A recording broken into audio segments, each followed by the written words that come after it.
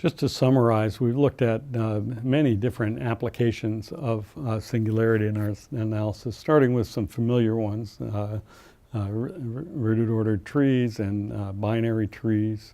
We looked at unary binary trees and Cayley trees, always getting a generating function by the symbolic method and coefficient asymptotics by a transfer theorem built from singularity analysis.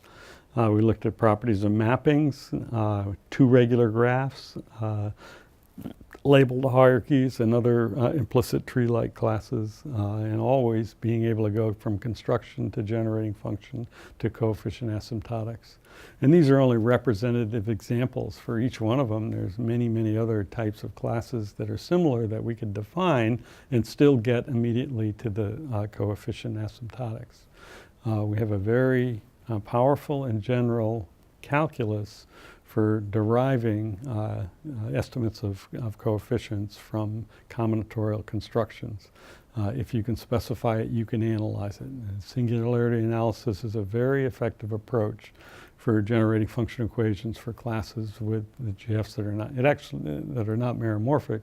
It actually also works for meromorphic functions. It's more general, and some of these schemas that we've actually done were meromorphic, and we just didn't talk about it. Could be.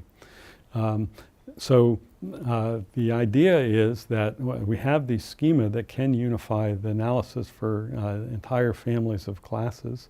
We talked about the X-blog and the simple variety of trees and the context-free classes last time. I didn't show any applications this time.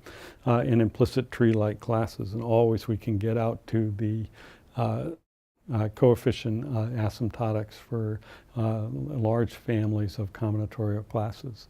And there's other schema also that have been proven.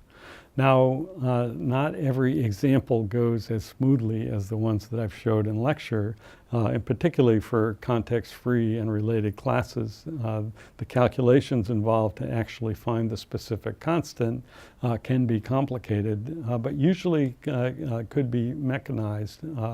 And it's reasonable to expect for a great variety of classes that you're going to find this kind of behavior.